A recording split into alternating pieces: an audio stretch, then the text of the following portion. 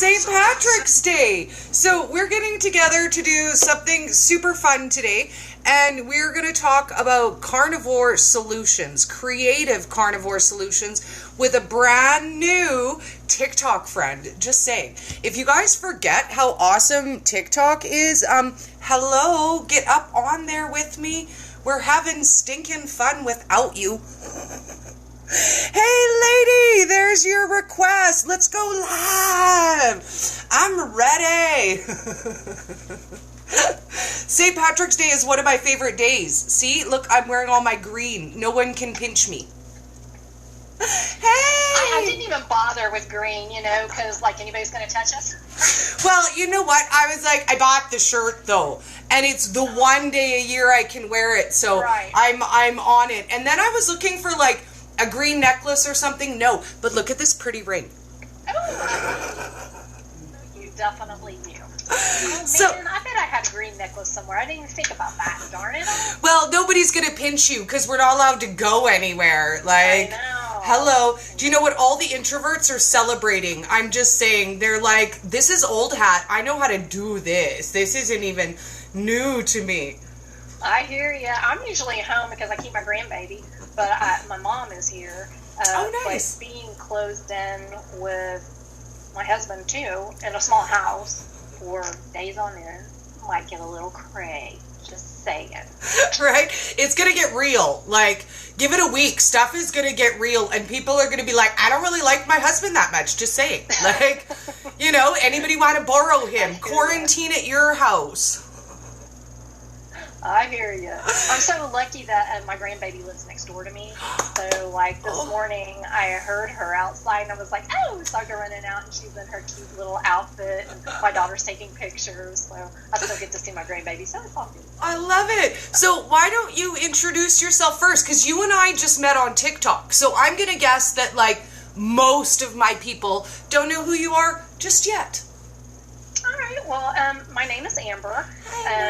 My name on social media is Lone Star Keto Girl, and I am a big advocate for keto and specifically carnivore. I'm married. I'm 53. I know. Oh my God, 53. I'll be 54 this year. And I have two kids, 26 and 27, and a grandbaby that's 1 year old.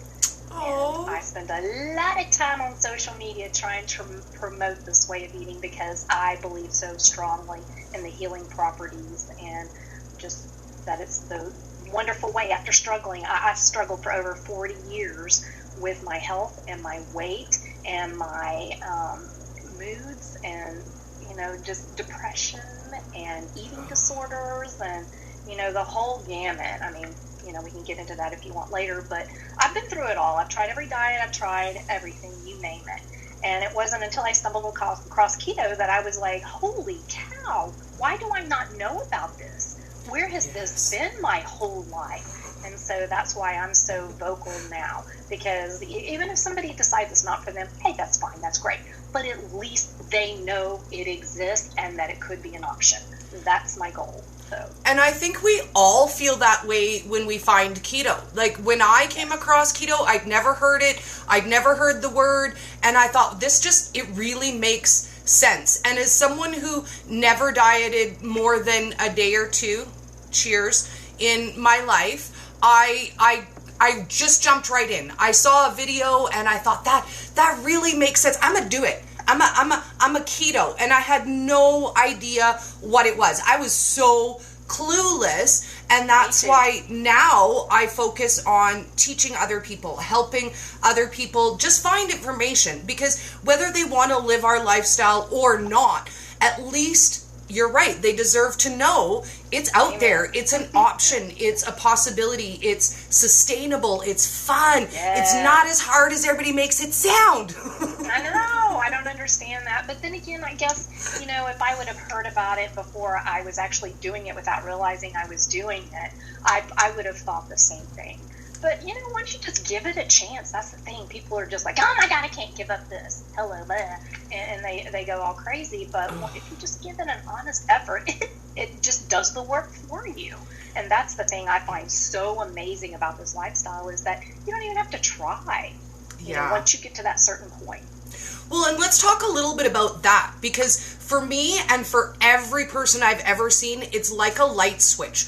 Once you go from I can't have to I don't want, then all of a sudden your world opens up and you stop thinking of keto or carnivore as restrictive, and you start focusing on what you can eat. So let's talk a little bit about how you got there, because I know kind of what happened for me, but that's always my favorite story with somebody keto. What was your aha moment when you were like, oh my God, it's not actually hard though?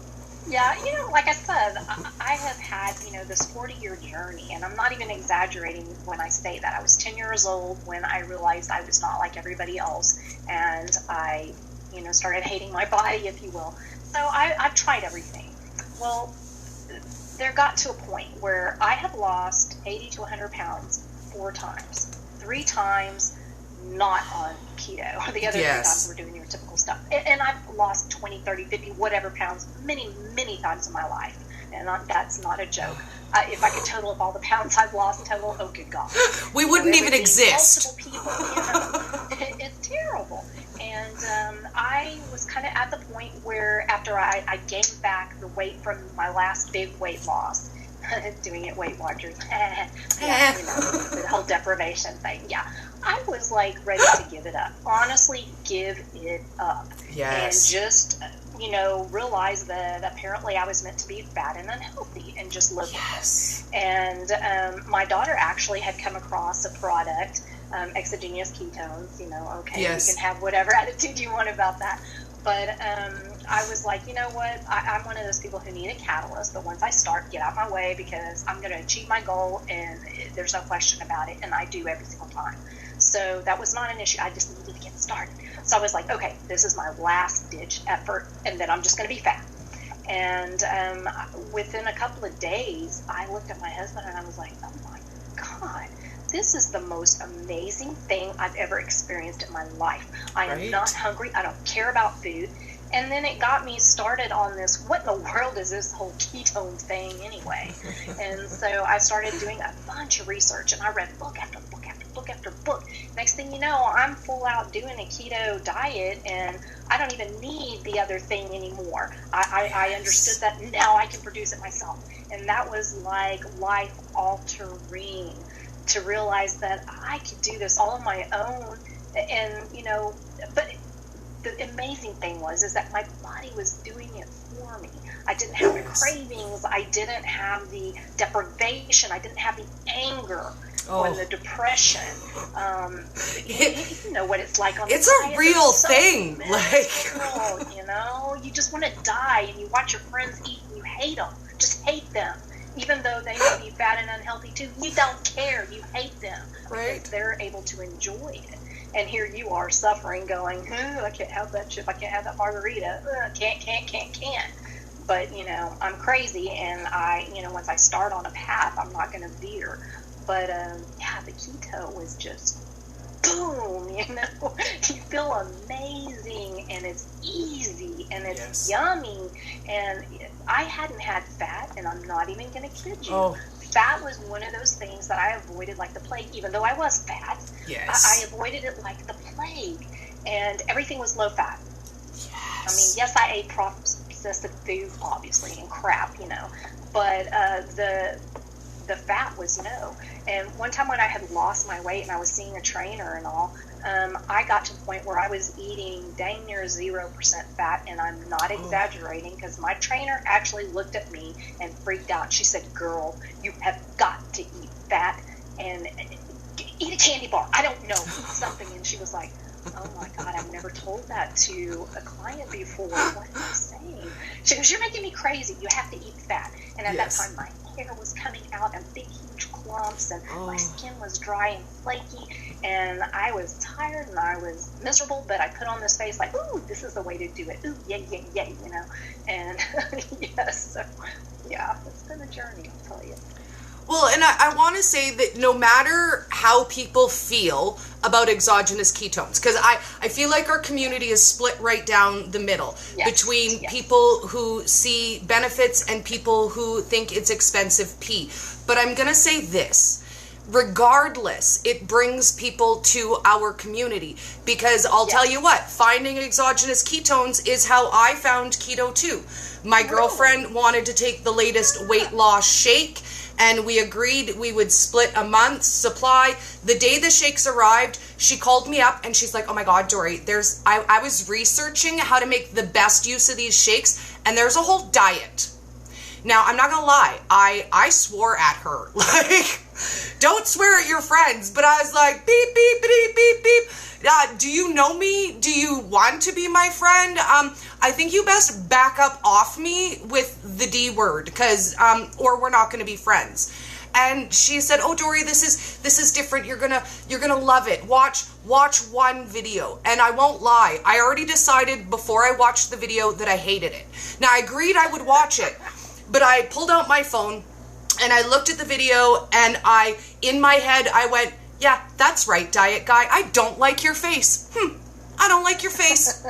How do you like that? I don't like your face. And at the end of the video, I thought, this makes sense. It makes sense to me. This is what I should eat. This is ancestrally what my people would have eaten. And I hit the ground running. But had it not been for exogenous ketones, I wouldn't be here. It's 3 years later, and none of you ever would have heard of me, because I never would have heard of keto. So me too. Probably not. Well, nowadays, it's kind of more of a mainstream, diet considered on all the magazines and stuff. But yeah, I wouldn't have probably given it a second thought, because I've tried them all anyway. So yeah, I totally agree with you. I mean, a lot of people badmouth them, and that's fine, and I don't do that. But if it gets you to your end point, right? I don't care. It's about the end point. It's not, how you got there. Every little positive step you make is important, and that's what counts. Not, oh, you didn't do it right because you didn't, blah blah blah, or all grass-fed beef, or you didn't eat your organs, or you did exogenous ketones, whatever it may be. I don't care. I really don't. If you're healthy and at the end point, and you get to where you want to go, then hey, you know what? I'm not judging. Well, and let's talk a little about that, because again, our community is split right down the middle between, the keto Karens, the keto police. We got the Nazis hiding out in the background.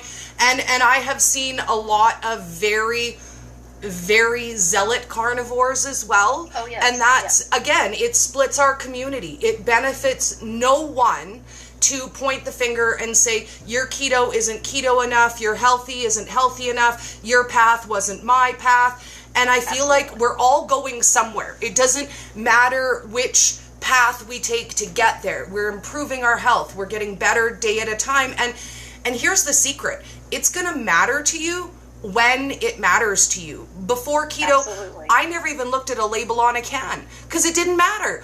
The nutritional information, dude, that's all the way on the other side from the instructions. That isn't even information I need. Now I'm like the label guru. I'm like in the labels. Like everywhere I go, I'm like label, label, label. What's on that label? What's in the ingredients on that label? Why is there polyunpronounceables in that label?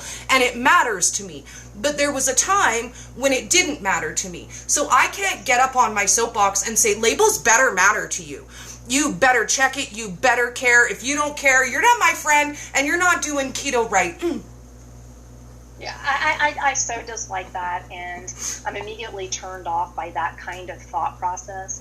And I think, honestly, when I went to Carnivore, it was I had already done keto 2 years. And I still had some lingering issues, rosacea, and a little bit left over. I was still on a blood pressure medication.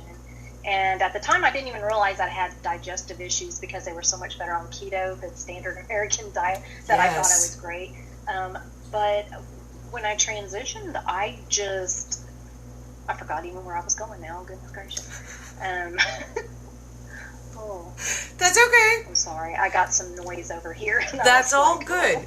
So we were at transition. So let's talk a little bit about that, because I find that the transition within the world of keto is, it's huge. I mean, as long as you start out by lowering your carbs, cutting your sugar, you're going to start to notice things in your body. Like you said, I never knew I had IBS because it was a daily problem. It was every day. It becomes part of your normal. New normal. Yes. So migraines, totally depression, anxiety, bowel issues, these were all my normal. And I think, like you, I had come to a point in my life where I was willing to accept this is just it.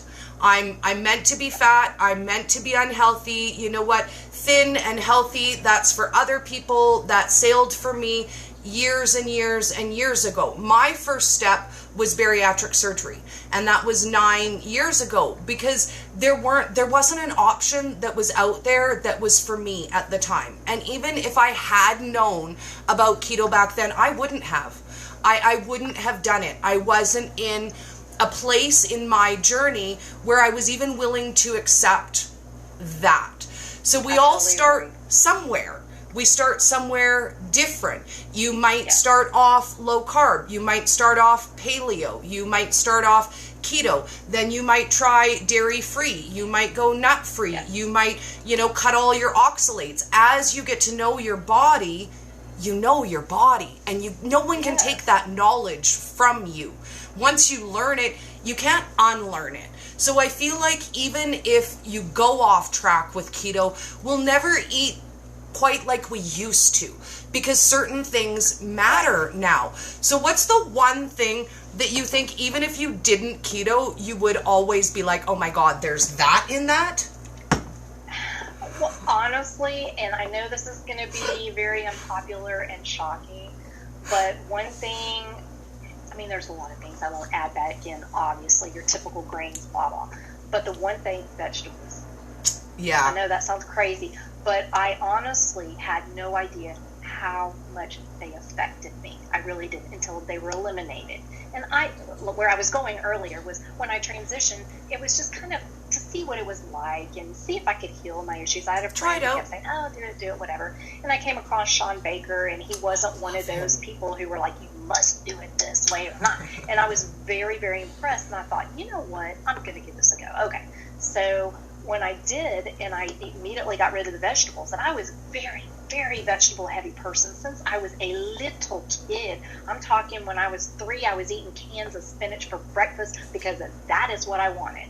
Yes. But I also suffered from a lot of digestive issues, especially constipation. I mean, bad. I mean, like where I would double over almost crying. Sometimes I did cry. And the first week of carnivore, all of that went away. The bloating, the gas, the constipation, all of that plagued me for so many years of my life were just poof, gone.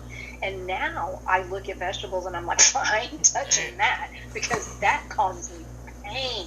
Those are little trees of pain. And it's not because I think they're, horrible and nobody should ever eat them. I'm not saying that as a carnivore. I'm saying for me, they hurt me. And whatever, the fiber for sure, absolutely 100% the fiber killed me. And I'm sure there's, the whole anti-nutrient thing that also affected me, like the oxalates and stuff like that. But the fiber killed me, and I don't want it. It doesn't, appeal to me. And the same with like bread and pasta and, grains. I look at that as pain. I mean, it's just not enough. Okay. And I will admit that, sugar is another story. Oh, yes. That didn't cause me pain. What sugar caused me was addiction. So that's a little bit different, and it's so easy to slide back into that. But vegetables, hands down, for me, is the one thing that I never care to have again, if I can avoid it. Well, and I have a lot of people come to me and say that carnivore is really good for them to deal with cravings. to use as an elimination diet. So just because you carnivore doesn't necessarily mean you have to carnivore forever either. Nothing is set in stone. And here's the thing, if you start out on your path and you think, I'm keto, I'm so keto, I'm keto AF, and then you realize that, you know what, maybe you need to go carnivore, or maybe you need to go vegan. You need to allow yourself to try those things, to experiment those things. Because again, no one knows your body like you know your body. And carnivore is amazing for you. When I tried it, I was the opposite. It was not good for me. I need my vegetables. We're all unique. And I think... Oh, absolutely. I think in our community, if we focus more on bio-individuality and less on that's not keto, then we grow together. Because again, does it really matter? We're all in a community together. We're all trying to get healthy. Does it matter if, I mean, I don't have to get on you and be like, girl, eat your veggies. Why you don't eat your veggies? What's wrong with you though? Well, why though? Exactly. Why though? And I don't get on to people who eat vegetables. I mean, if they're having the specific issues, I might suggest, hey, you might want to try carnivore and eliminate all that and see what happens. And then if you choose to add it back in slowly and see what it is that's bothering you. Because carnivore is a great elimination diet. And that's when you kind of know where you're at. And boy, I'm going to tell you, I know where I'm at. So there is no question. But that's not the way it is for everybody. No. Well, and carnivore, I think, is probably the simplest incarnation of keto. Because it's just meat and fat and salt, and that's it. Really strict carnivores don't even indulge in sweeteners. But again, just because you're carnivore doesn't mean you have to be strict carnivore. I know a lot of people who call themselves carnivore-esque. You know, I eat mostly carnivore, but I'll have the odd avocado or, you know, the odd little bowl of berries, a little bit of whipping cream sometime. Don't get defined by your label and what that means to the people around you. Just because you're carnivore, don't feel like, oh, I better not post that I had, you know, a third of a cup of berries on my page. Because you know what? The people who mind don't matter. And the people who matter want to see your whole life. They want to see your whole journey, right?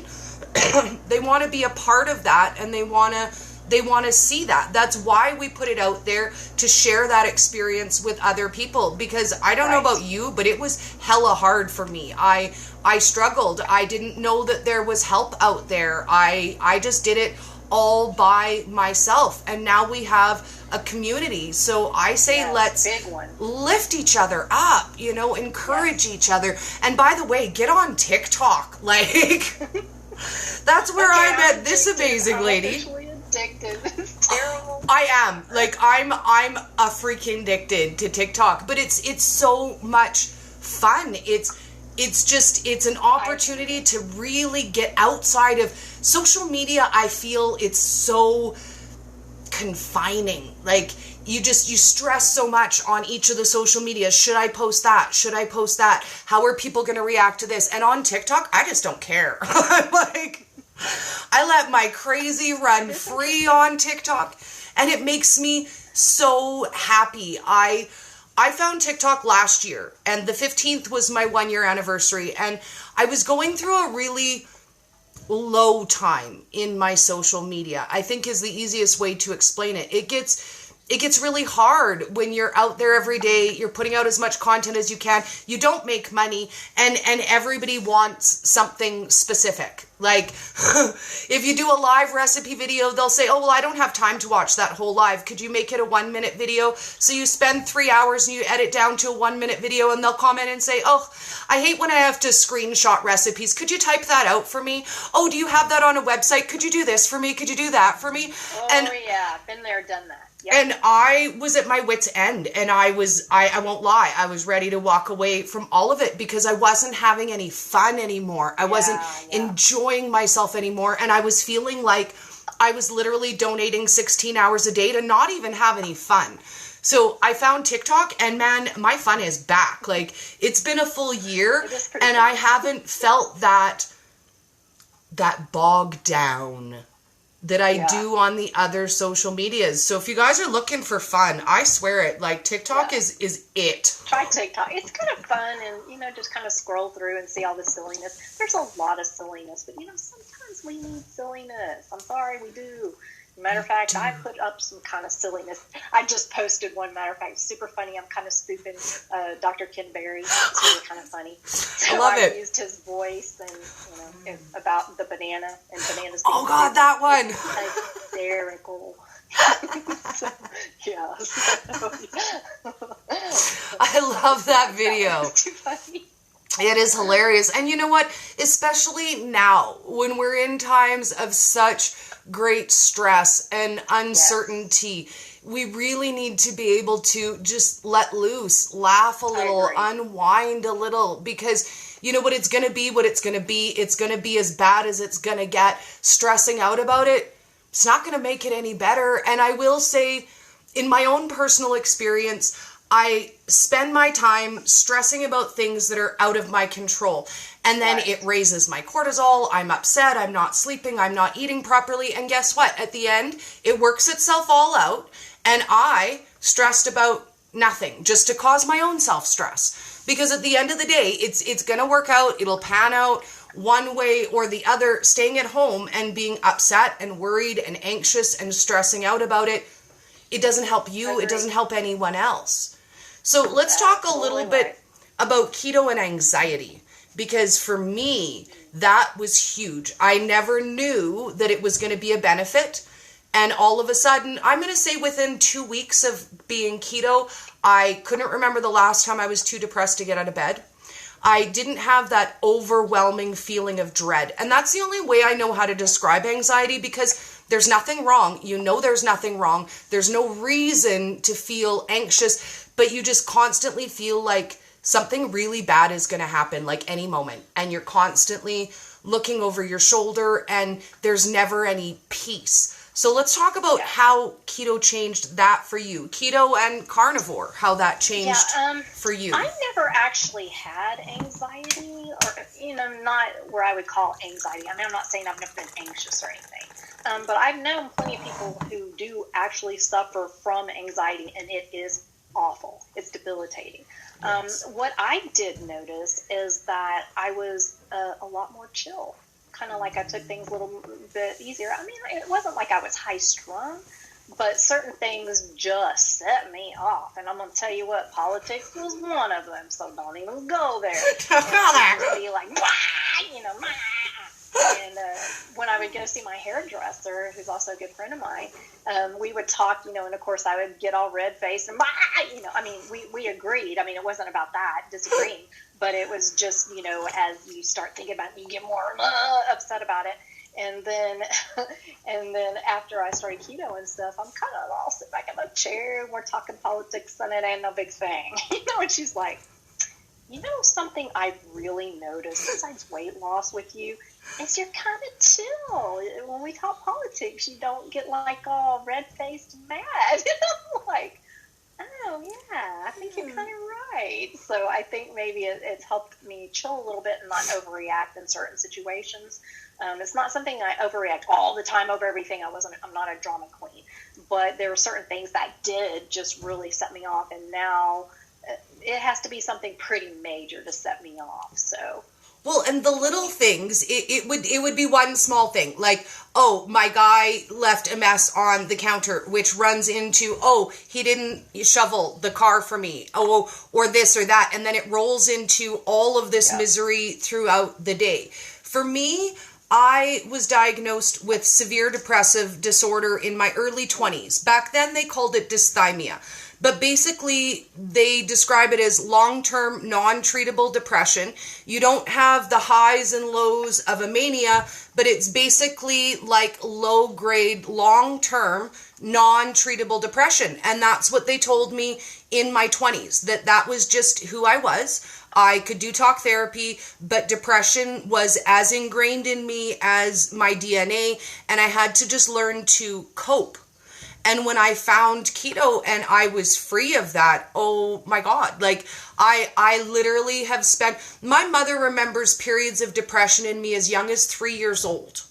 3 years old.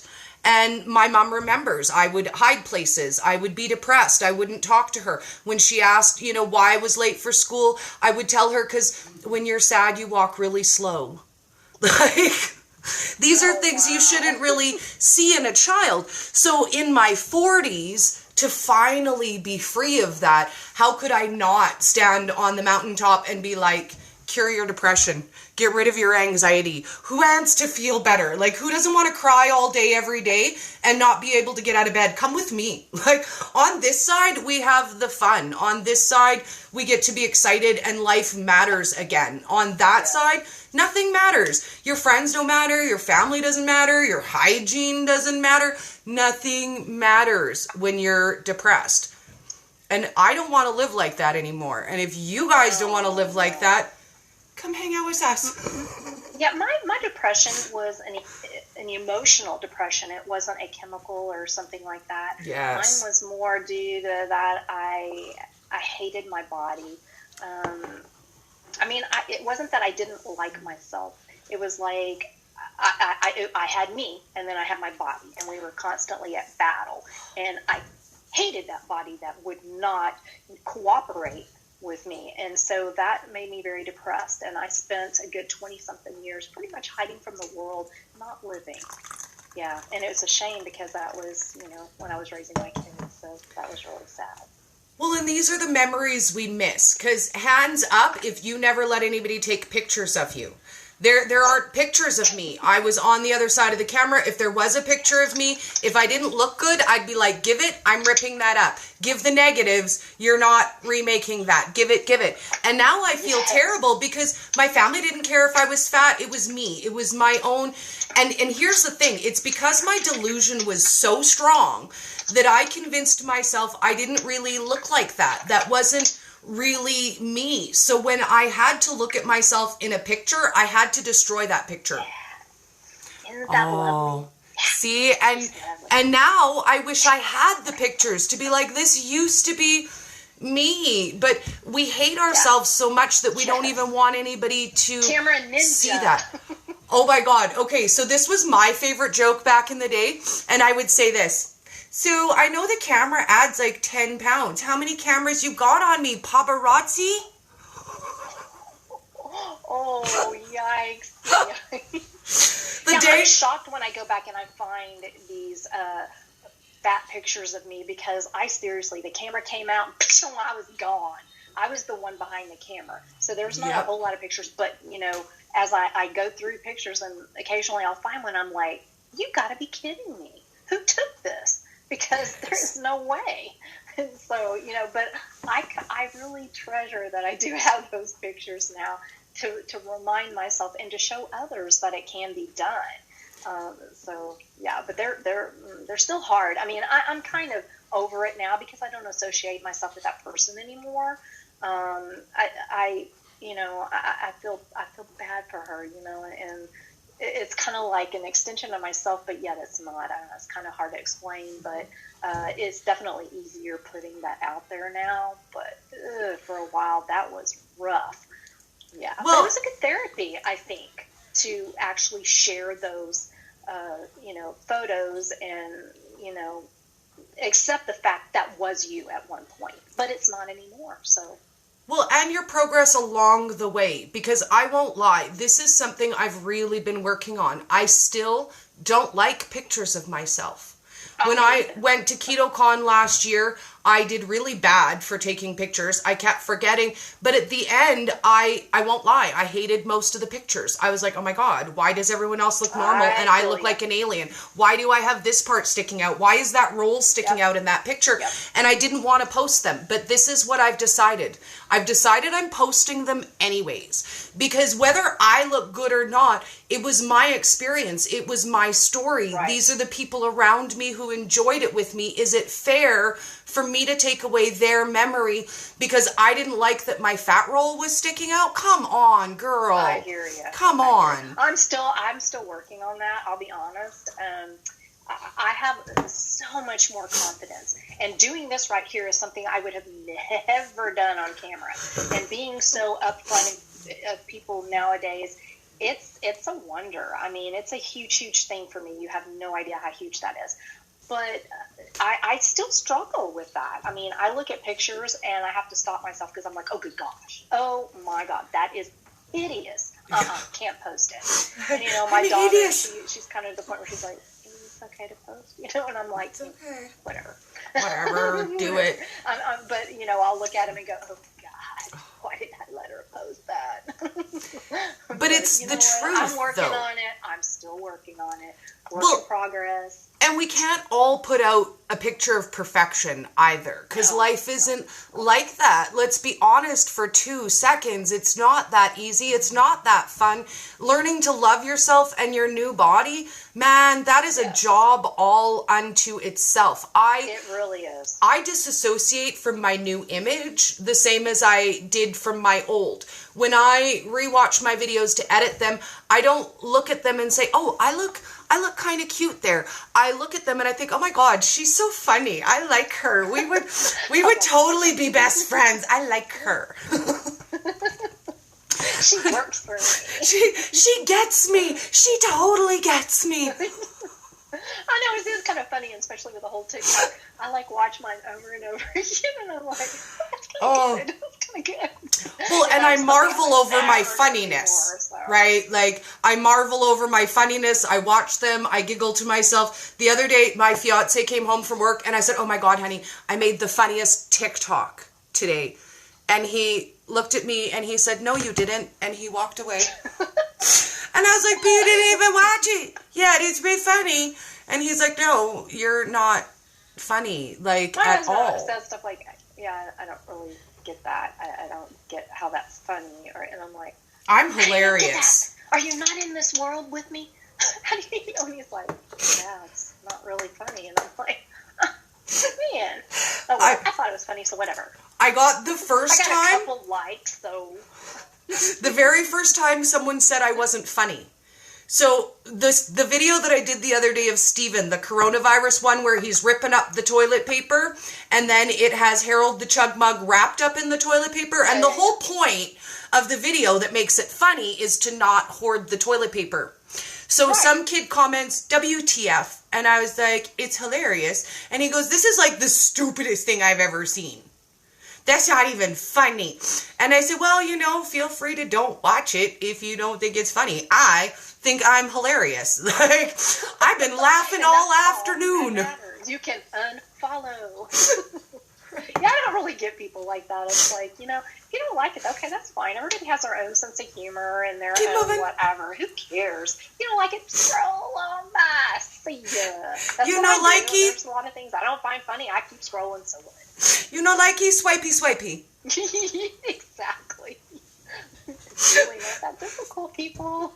Well, and what I don't understand is the urge that people have to disagree all of the time. Like, you know what, if I see a video and I don't like it, I mostly will scroll past it. Once in a blue moon, I will comment something, never anything nasty, but, you know, I get it and I don't get it. Because it kind of comes down to, well, you're on the internet, so suck it up. Everybody gets an opinion about your opinion. Everybody can say whatever they want about you because you're on the internet. And if you don't like it, don't be on the internet. Don't put it out there if you don't want an opinion. Well, and I think that's a little bit unfair. Like, I just think it's rude. I just don't get the point is the thing. I mean, yes, you put yourself out there and you open yourself up. Duh, yes. We know that when we do it. Yes. Well, and we're scared of it. Rude. I don't get it. If you think we're not petrified. Like, the first live video I just did a, hey, I'm going to make a coffee, ask me questions if you want. And the whole time I thought, I mean, is anyone going to join? Do they even care what I have to say? Why am I doing this? I feel uncomfortable. Yep.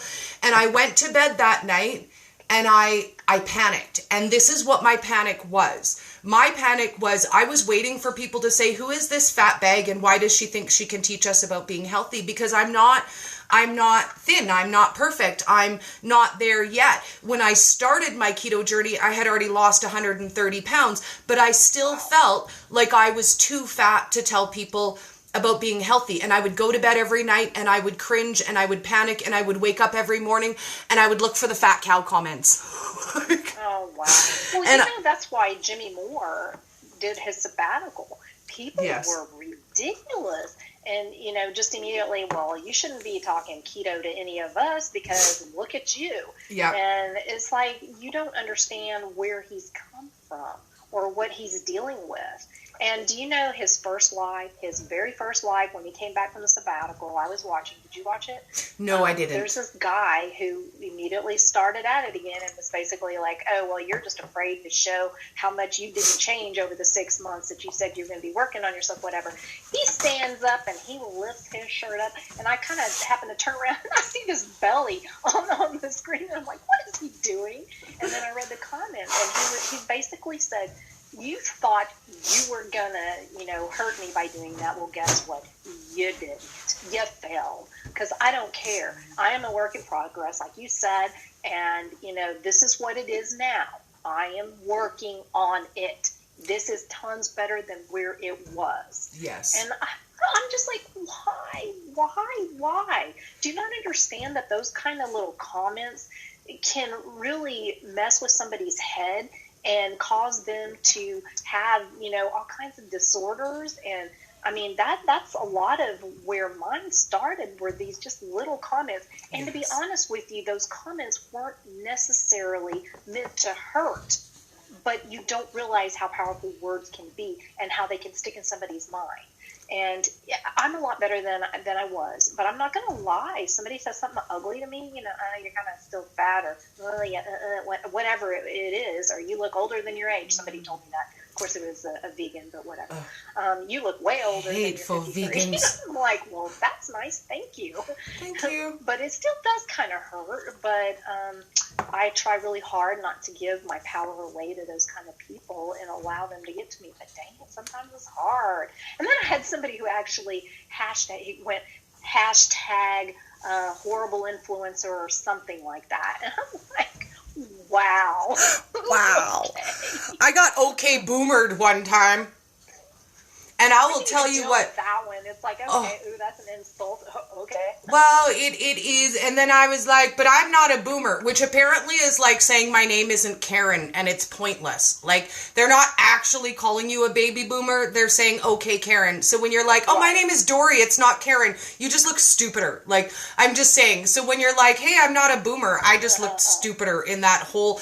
And kids, man, they're determined. He decided to call me okay boomer in somebody else's video in a comment, and then he followed over to my page and he okay boomered like a dozen videos. And I was like, wow. I just commented and I said, do you know, dude, eventually you're going to find something you like. Keep scrolling. You go like something. People like that, they're just, apparently they have issues with themselves, because it's not about you. It's apparently about them. It's something that they're, you know, projecting back on you. I don't get it, whatever. But I think sometimes you win. So yesterday, a kid commented on my video about my bad haircut, and it was brutal. Like, I swear, I really don't want to get famous for crying about my bad hair, but it's now my most viewed video, whatever. And he commented, there's no fixing that, Barney. And so I commented back, and I said, you know what, I might be old, but you know what that means? That means I know who Barney is. And you probably missed his video on manners. You might have want to look that one up. Might want to look that one up. Wow. And I just commented that and I let it go. But you know what happened? Oh my God, I didn't know it did that. The kid commented back, you're right, I did. I'm terribly sorry. Please forgive me. And I was like, wow. I didn't know it did that. Wow. Actually apologized. And I was like, oh my God, I love you. Totally forgiven. Totally forgiven. Oh, you're my new best friend. Maybe there's hope. Well, you know what? I've seen a lot. I'm going to tell you what, as I'm flicking through TikTok, I'm seeing a lot of young people, and probably just because of what I watch and what I like, I'm seeing more of these type of things. But I was like really impressed, and I'm like, you know what? I have a little bit of hope now for the future. I do. Do you know what? I'm starting to grow a little of that. I see some really good things on TikTok. Yeah. Honestly, there's a real community there that comes together to protect kids, to be positive, to stop bullying, to share love. It is really, it's something else there for sure. So, well, You know what's really funny? I was trying to download a video of my daughter's TikTok that has my grandbaby in it, and it wouldn't let me. And I was getting all kinds of frustrated. And I asked her, I said, "Do you have it on like private or something?" And she's like, "No." And then she was trying to figure it out. And she said, "Oh, it's because there's a baby in it, and they protect the baby." And I was like, "That's why." Gigi, though, goodness, everybody else fine, but not the Gigi. I'm the Gigi. I was like, gosh, dog. So Kim Phelps on Facebook says, "We hadn't had family photos since my youngest was a baby, and he just turned 20. I kept waiting until I lost weight, and I finally took family photos last Christmas." So congratulations for that. Like, get out there, do it. I totally get it. I get it. I did the same thing. And Kim says, "I don't know why people feel they have the right to be mean." And that's a good question, because I don't know. My mama taught me, if you don't have something nice to say, don't say anything at all. Like, you ain't got nothing nice to say, you move along and you find yourself a newest friend. It just blows my mind. I just don't understand ugly, mean people. Yes. Never purposely. Yes. Unless I was full out attacked and it was a defense kind of thing, maybe. But other than that, it is just not in my, repertoire or whatever. I don't even understand that. Matter of fact, when I get insulted, I just look stupid because I'm sitting there, but it takes me such a long time to process that just happened that I can't even come back with something good. I think of it hours later, and I'm like, dog it, I should have said that. They call it a so quip. Shocked because it's beyond me that people actually act that way, that I just look like a doofus, I guess I'd rather be like that than be an ugly, mean person, so whatever. Right? I think of the clip, and I can't remember what movie it's from, but one guy's insulting the other guy, and it takes him forever, and he's like, "You said that now? It's too late now." I know what you're talking about. It's called a quip, not a slobe. Yep. Well, you gotta be on the wit, right? If you want to catch them, you gotta be right. It doesn't count if it's 3 hours later. People that you can just come back like that, but I just that's pretty much the way I look. The queen of the slobe. That's it. It's the slow burn. Yeah. The slow burn. So we don't have a lot of time left because TikTok gives us a limit. I can't believe we've already been through almost a whole hour. It's 50 minutes already. Crazy. So I'd love to close up talking about when. When do you start sharing your journey? When is the right time? Because when we touched on that, there's two camps again. Our community is split down the middle. If you start your journey at the beginning of your journey, then everyone gets to join with you. They get to see the progress. They get to be part of that. They get to enjoy that. And then the people who say, well, you're not where you need to be yet. You don't have any business teaching anybody. And on the other side of that, if you wait until you've lost all your weight and you're in perfect shape, people are going to say, I don't think you were ever fat. I don't think I can trust you. And for me, as scared as I was to get the fat comments, because that was my only concern. My only concern was that people would say, hey, who is this fat girl? And on the other side of that, what I found was the other. No offense, but was Dori ever fat, or does she just eat keto because she likes it? Because I don't think she was ever a fat girl. People look at me and they can't imagine me at 290 pounds. I look like a different person. And so now I've lost some of that relatability because I didn't start my journey at the beginning of my journey. Yeah. So what do you do? I see what you're saying. Yeah. Personally, for me, I mean, when I became socially out there, or whatever you want to say it, I had pretty much already lost a big portion of my weight. I mean, I was on Facebook, but I didn't really do a whole lot with that as far as being a promoter. It wasn't until after quite a bit into it that I started branching out, and I was, probably a year and a half into keto, and I had already lost my weight 8 months into keto, so I was maintaining for all that time. But I put out a lot of those awful photos, the Transformation Tuesdays, the Face Fridays. So most people who follow me, it's pretty easy to see where I came from, and there is no question about that. So, I mean, that's something you can do, I suppose. But, you know, who cares? You're going to be able to, somebody's going to relate to you regardless, whether you're just starting your journey or if you've already finished and you're, you know, out there trying to help others be able to do what you did. It doesn't matter. Somebody is going to be affected. And to me, if you only affect one person, in a positive way, it's not worth it, And I have had more than one contact me and say that what I've said, my experiences, what I post, my photos, whatever, has been the inspiration to keep them going. Yes. I don't need anything else. I don't care about anything. I do not care what other people think at that point. I don't care.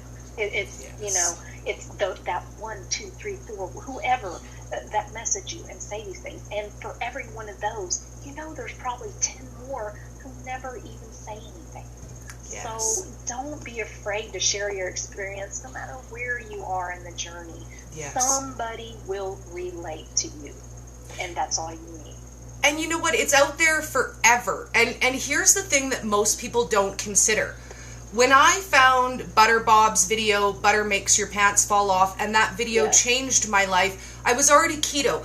But what it did for me was it explained to me in a not science way at all that made sense to me. I watched that. It made sense to me. It changed my life. But guess what?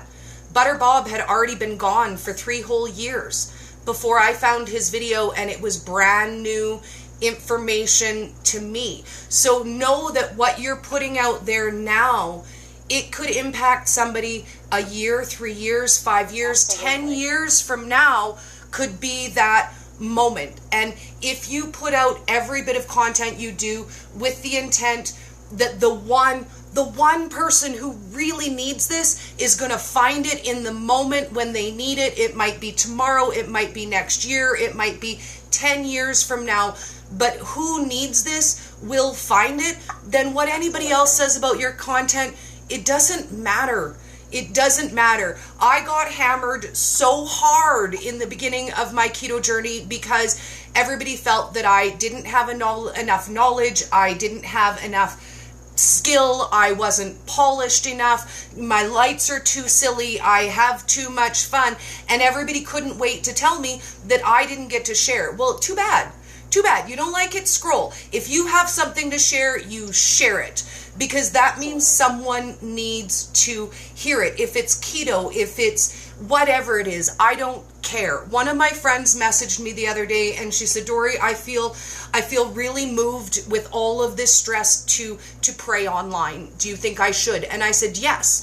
If you feel like that's something you need to do, then someone else needs to hear it. Am I overly religious? No. Does it matter to me? No. If I don't like it, scroll.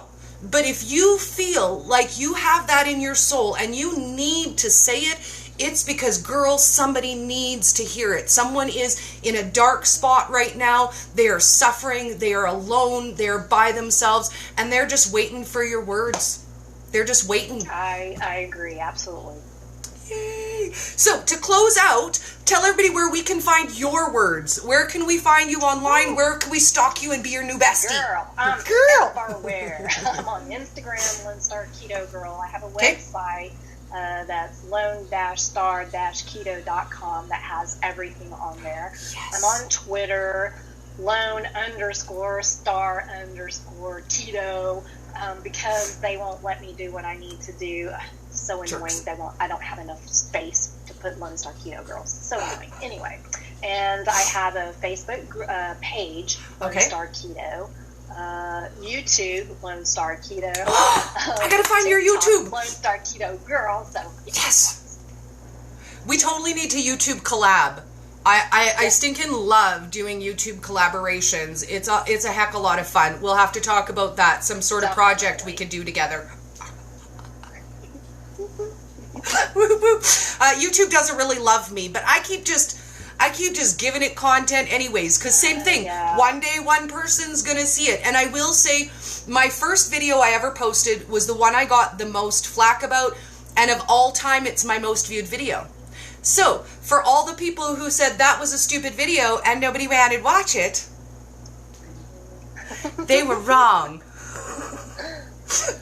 And you don't like it. Swipey, swipey. Thank you so much for hanging out with us today, and I'm going to give you the closing out thought. What's our closing out thought for today? Right on the spot. Yeah, I stuck at that. Don't let anybody steal your shine. How about that one? Oh, do you know what? That's the best closeout of the day. Don't let nobody steal your shine, baby. I like it. Have a great day. Thank you so much for hanging out with me. And seriously, I can't wait to be like new best friends. We're going to do so much fun together. We're going to help people together. About to get cray-cray. Cray-cray. It's about to get real, ladies. Oh, Lord. Hold on. Have a great day, honey. Bye, Thank y'all. you. Bye. Okay, guys. So, we're going to do this again tomorrow. We're going to do it earlier in the morning at 10:30. We're going to get together with another new TikTok friend. I have not even announced it yet.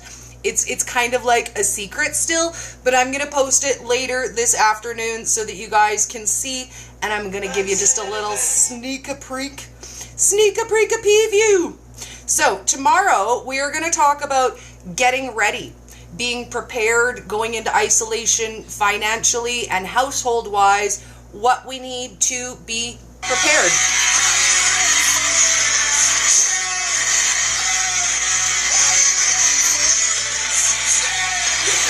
Have a great day, guys!